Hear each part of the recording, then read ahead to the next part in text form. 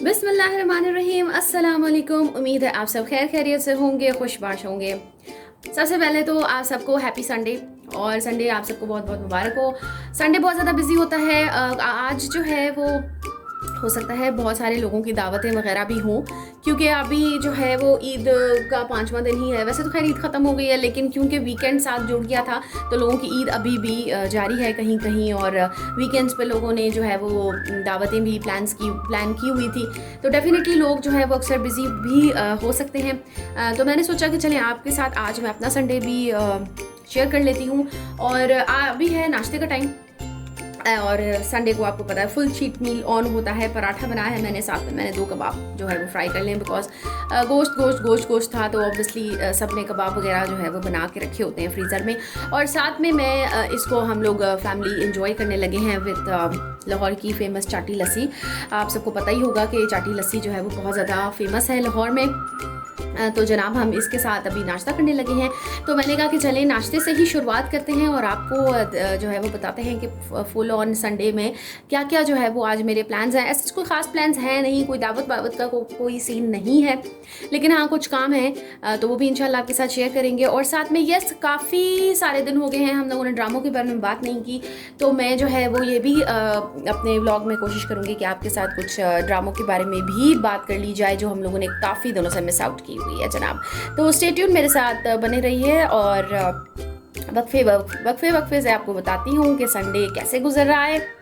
जी जनाब, तो अल्हम्दुलिल्लाह, शुक्र अल्हम्दुलिल्लाह, नाश्ता तो हो गया है। और अब जो है वो मैंने कहा कि यहीं बैठे बैठे कुछ ड्रामों की बात कर देते हैं जल्दी से।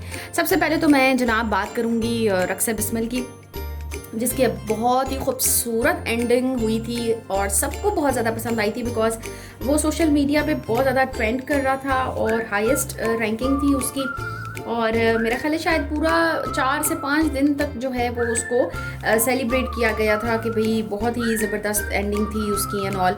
तो रक्स बिस्मिल बेहतरीन खूबसूरती के साथ एक इस्लाम को मतलब उन्होंने बहुत ही खूबसूरती से दिखाया है कि जब अगर आपको कोई पसंद आ जाता है या अगर आप किसी से मोहब्बत करने लगते हैं तो आपने उसको अगले बंदे को निकाह की सूरत में ही कबूल करना है, बजाय ये कि आप कोई गलत काम करें। तो हालांकि ज़ोहरा जो है वो शुरू से जहाँ से बिलोंग करती थी, मूसा चाहता तो गलत काम से भी उसको अपना सकता था, लेकिन नहीं, मूसा ने स्टार्ट से ही जो इस बात पे वो अड़ा रहा। और क्या खूबसूरती दिखाई है एक सच्ची मोहब्बत की, कि हाँ भाई मतलब बाकायदा एक शो हुआ कि हाँ भाई जो मूसा है वो सच में ज़ोहरा से इश्क जो है वो करता था। तो और उसके बाद फिर ये कि ऑब्वियसली फिर हालात आपको मिला ही देते हैं, और अल्लाह की तरफ से भी फिर आसानी हो ही जाती है। पेरेंट्स के दिलों में भी ऑटोमेटिकली जो है वो मतलब एक रहमदिली आ ही जाती है कुदरत की तरफ से।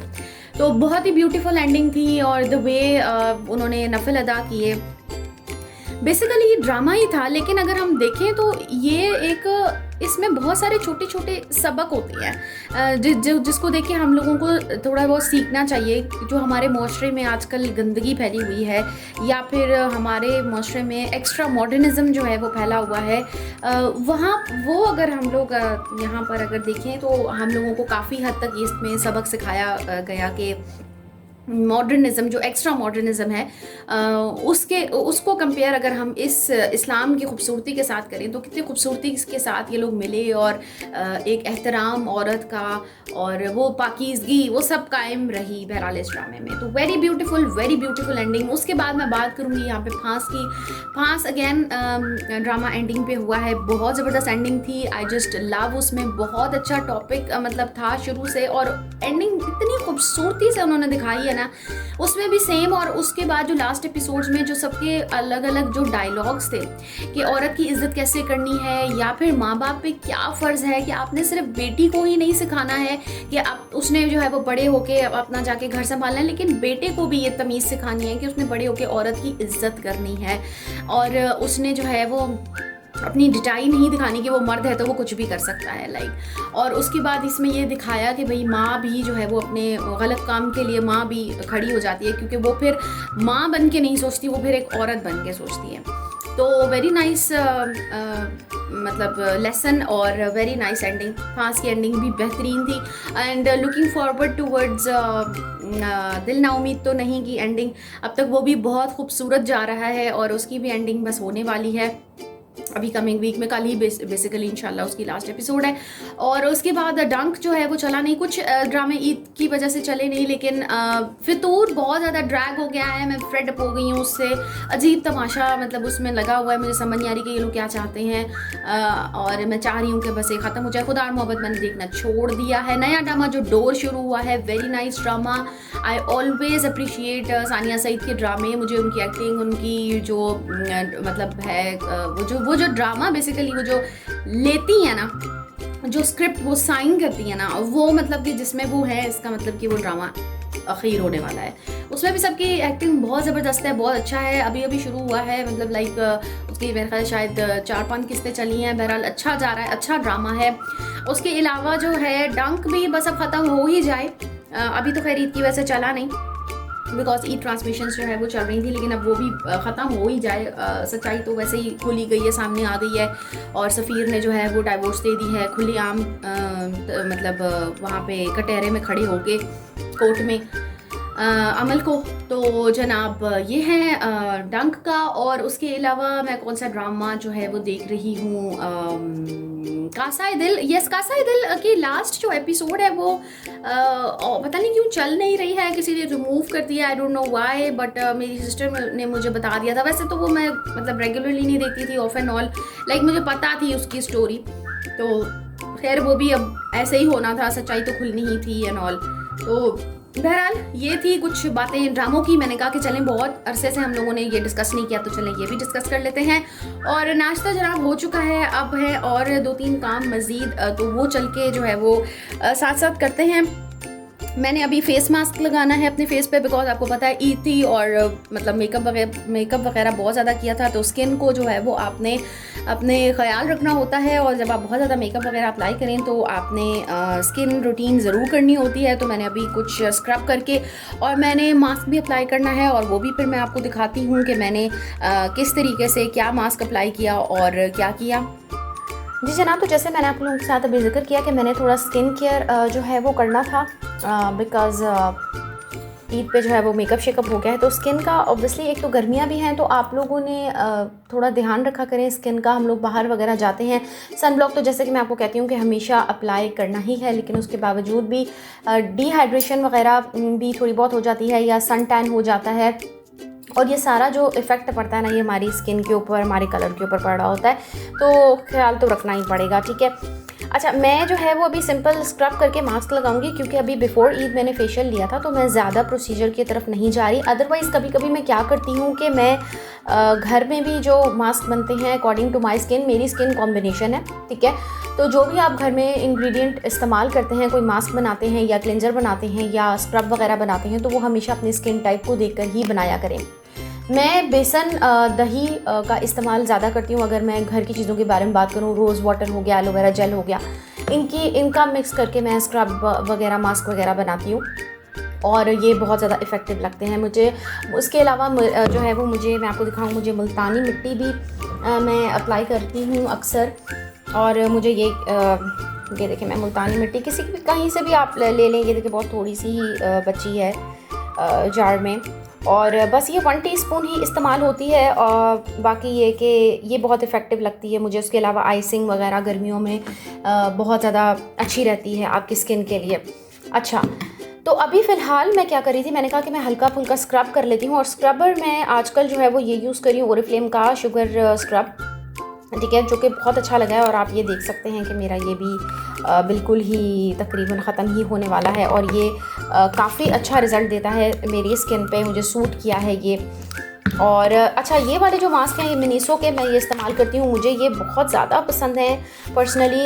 ये बहुत इकोनॉमिकल भी होते हैं, और ये बहुत ज़्यादा इनका इंस्टेंट रिज़ल्ट भी होता है, तो मुझे बहुत सूट करते हैं ये मास्क। ये शीट मास्क होते हैं। मैंने सिंपल अभी क्या करना है कि मैंने ये फेस स्क्रब करना है इस वाले स्क्रबर से, और मैं सिंपल जो है वो ये शीट मास्क अप्लाई कर दूँगी for 15 minutes on my face. इनमें से देखती हूँ मैं कौन सा, मेरे पास अभी 3 फ्लेवर्स अवेलेबल हैं इसके। एक ये मिल्क वाला है, और एक ये फ्लावर वाला है, और मेरे पास एक ये लेमन वाला है। तो मैं देखती हूँ कि मैं कौन सा अप्लाई करती हूँ। आई गेस मैं इस पे जाऊँगी, लेमन पे जाऊँगी, ठीक है, और मैं ये वाला भी अप्लाई करूँगी।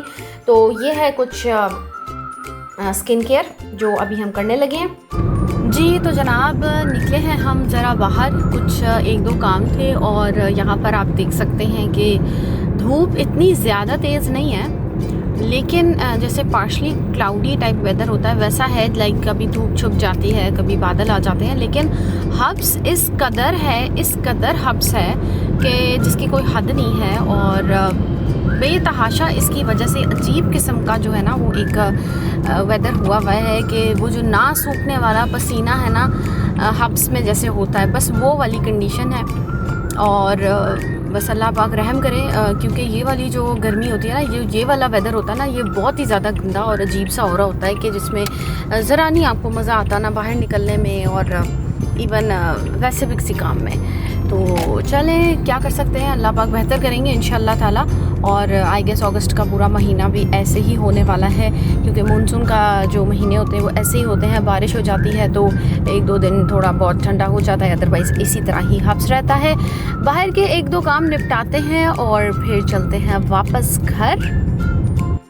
जनाब मैं अभी कुछ देर पहले ही वेदर की बात करी थी, और आप ये देख सकते हैं कि अभी मैं बाहर ही हूँ और हल्की हल्की सी जो है वो रिमझिम स्टार्ट हो गई है, as you can see on my front mirror.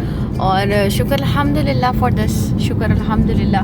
और तो एकदम से धूप जो है वो गायब हो गई है और ये हल्की सी रिमझिम जो है वो स्टार्ट हो गई है। लेट्स सी, देखते हैं कि कब तक जो है वो चलती है। जनाब लंच टाइम हो चुका है और आप ये देखें गर्मा गर्म भिंडी की सब्ज़ी मैंने बनाई है, और साथ ही जो है मैंने गरम गरम चपातियाँ बनाई हैं। और मैं एक मज़ेदार सा लाइक क्या कहना चाहिए, चाट कम सैलड कुछ चीज़ें एक्चुअली मेरे पास पड़ी थी तो मैंने कहा चलें चाट भी बना लेते हैं साथ ही, तो वो भी झटपट बनाती हूँ। और क्योंकि बारिश का मौसम हो गया है ना, तो इसलिए मैंने कहा चलें थोड़ा चटपटा भी होना चाहिए, तो वो भी बनाते हैं। तो ये है लंच हमारा आज का। जी तो यहाँ पर आप देखें कि मेरे पास ना कुछ बॉयल चने पड़े हुए थे, मेरे पास सिर्फ इतने से ही चने हैं, तो ऑब्वियसली अब इतने से चने जो है वो सारी फैमिली तो नहीं खा सकती, और प्लस ये कि ना ही इसका कोई सालन वगैरह बन सकता है। तो मैंने कहा कि चले मैं ना खाने के साथ ही थोड़ा सा सैलेड टाइप चाट बना लेती हूँ, तो थोड़ा सा चटपटा हो जाएगा। कुछ मैंने जो है वो मेरे पास कॉर्न्स पड़े थे, तो मैं कुछ जो है वो ये भी शामिल कर लेती हूँ। और मैंने यहाँ पर ये देखें कुछ चॉप करके रख लिया है, अनियंस हैं, टमाटर है, हरा धनिया, हरी मिर्चें, ये सब इसमें शामिल करूँगी। और उसके बाद मैं इसमें कुछ स्पाइसेस भी ऐड कर लेती हूँ। जी तो ये देखिए मैंने इसमें स्पाइसेस ऐड करके उसको अच्छे से मिक्स कर लिया है। तो ये कितनी कलरफुल सी जो है वो हमारा यमी सा सैलेड जो है वो रेडी हो गया है। तो आप सब्ज़ी वगैरह अगर मतलब बना रहे हैं घर पे, और अगर आपको आम सैलेड जैसे खीरा वगैरह खाने का दिल नहीं करा, या आपके पास भी अगर लेफ़्ट ओवर इस तरह छोटी छोटी चीज़ें बची हैं, तो आप उनको इस तरीके से बना के कलरफुल सा आप खाने के टेबल पे रखें, तो देखिएगा कि ये खाने के साथ साथ कैसे एकदम से चट हो जाएगा। जी जनाब तो शाम हो चुकी है, ठीक है, और दोपहर बस किस तरह गुजरी के कुछ कपड़े थे वो इस्त्री वगैरह करने थे, और साथ में बस मोबाइल ड्रामा वगैरह देखा एंड फैमिली टाइम, बस इसी तरीके से दोपहर गुजर गई। फिर उसके बाद अभी असर की नमाज़ पढ़ ली है, अल्हम्दुलिल्लाह कुरान पाक पर पढ़ा है, ठीक है। अब जो है ना वो कुछ शाम में वैसे तो चाय का टाइम होता है, टी टाइम होता है, लेकिन क्योंकि गर्मियाँ हैं तो मेरे घर में जो है वो बस 1 टाइम टी ली जाती है सुबह में, और मैं तो वो भी नहीं लेती बिकॉज़ मैं बिल्कुल भी चाय नहीं पीती हूँ। लेकिन शाम है तो कुछ ना कुछ तो ऑब्वियसली होगा ही, तो मैंने कहा कि चलें फ्रेश जूस जो है वो बना लेते हैं। अब मैं यहाँ पे मैंगो और पीच का फ्रेश जूस बना ली हूँ फॉर द फैमिली, और मैं अपने लिए जो है वो कोल्ड कॉफ़ी, ये मैंने काफ़ी टाइम से मैं एक्चुअली ली भी थी। मैं गई थी एक दफ़ा, मतलब अभी बहुत ज़्यादा अरसा नहीं हुआ, लाइक ईद से पहले की बात है। मैं ग्रॉसरी करने गई थी, तो वहाँ पर उन्होंने मुझे कहा कि आपने ये टपाल की ये जो इंस्टेंट कॉफ़ी है ये ट्राई की है, यानी वैसे तो मैंने नेस्कैफ़े की है, लेकिन फ्रैंकली स्पीकिंग मुझे कोई ख़ास वो इतनी ज़्यादा पसंद नहीं है जो 3 in 1 नेस्कैफ़े की आती है। या तो शायद वही मुझे अपने हाथ की जो ब्लेंड की हुई कॉफ़ी है वो ज़्यादा उसका टेस्ट डेवलप हो गया, तो मुझे वो 3 in 1 वाली में कोई जायका ही नहीं लगता, तो ये मैं लेकर आई थी। तो अब क्योंकि ये गर्मियों में मैं हॉट कॉफ़ी तो नहीं यूज़ करूँगी, लेकिन उन्होंने मुझे कहा था कि आप इसे एज अ कोल्ड कॉफ़ी भी बना के यूज़ कर सकती हैं, तो मैंने कहा चलें आज जो है वो ये ट्राई करते हैं। तो कोल्ड कॉफ़ी बनाते हैं प्लस जूस बनाते हैं, फ्रेश जूस मैंगो और पीच का। तो ये बनाते हैं आप लोगों के साथ। जी तो जनाब जूस जो है वो रेडी हो चुका है। अब मैं क्या सोच रही थी कि पहले मैंने कहा मैं इसको डायरेक्ट इसमें अपने जो सर्विंग मेरा ग्लास है इसमें डाल के मैं इसे असेंबल कर लेती हूँ, लेकिन फिर मैंने कहा कि नहीं, मैं ऐसे नहीं करती और मैं इसको ना ब्लेंड कर लेती हूँ साथ में, ठीक है। तो मेरे पास एक्चुअली कुछ चॉकलेट आइसक्रीम भी पड़ी हुई थी, तो सबसे पहले मैं ये ऐड कर लेती हूँ इसमें। जो इसका तरीक़ेकार होता है बेसिक, वैसे तो इसमें हॉट वाटर यूज़ होता है, लेकिन ओबियसली मैं हॉट वाटर नहीं यूज़ करी क्योंकि मुझे हॉट कॉफ़ी नहीं बनानी। मैं इसमें नॉर्मल वाटर ही ऐड कर रही हूँ, ठीक है, 1 कप नॉर्मल वाटर। और कुछ मैं इसमें आइस क्यूब्स ऐड कर लेती हूँ, जो कि मैंने एक्चुअली जूस के लिए भी निकाली हुई थी, तो काफ़ी देर से बाहर पड़ी हैं, बेचारी पिघल गई कुछ, ठीक है। बस आइस क्यूब्स, मुझे ज़्यादा एक्चुअली ठंडा पसंद नहीं है। And let me bring 1 big spoon. Sorry for the noise, spoon गिर गया, इट्स ओके। अच्छा, मैं इसमें ना कुछ चॉकलेट आइसक्रीम ऐड कर रही हूँ because I love obviously cold coffee में चॉकलेट आइसक्रीम तो सबको ही पसंद होती है, और मेरे पास ये पड़ी भी थी, तो मैंने कहा कि चलें इसको जो है वो यूटिलाइज़ करते हैं, ठीक है। इसको मैं कर लेती होती हूँ ब्लेंड, और तो तैयार हो जाएगी हमारी मज़ेदार सी कोल्ड कॉफ़ी। जी तो जनाब ब्लेंड हो चुकी है अच्छे से, and here we go. Although ये बहुत ही ज़्यादा मतलब थिक वगैरह नहीं है, बट इट्स ओके।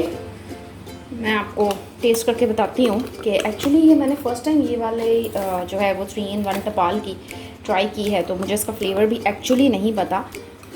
कभी मैं ऐसे सर्दियों में as a cold coffee use करके देखूँगी, sorry as a hot coffee बना के देखूँगी, तो सही इसका टेस्ट पता चलेगा। फ़िलहाल तो मैंने जुगाड़ी इसकी रेसिपी बनाई है, but yeah this is nice, yeah not bad, this is good. So this is our evening.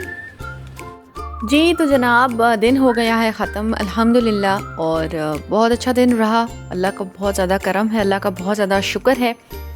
जब भी आपका दिन जो है वो बग़ैर किसी मुसीबत के, बग़ैर किसी टेंशन के और गुज़रे, और जिसमें आप अपने मनपसंद खाना खाएं, पेट भर के खाना खाएं, जो आपका दिल करे वो आप करें, और तो उस पे ज़रूर शुक्र अदा करके आप सोया करें कि आपको अल्लाह पाक ने सेहतमंद उठाया और फिर आपको तौफीक दी सेहतमंद हालत में ही सोने की।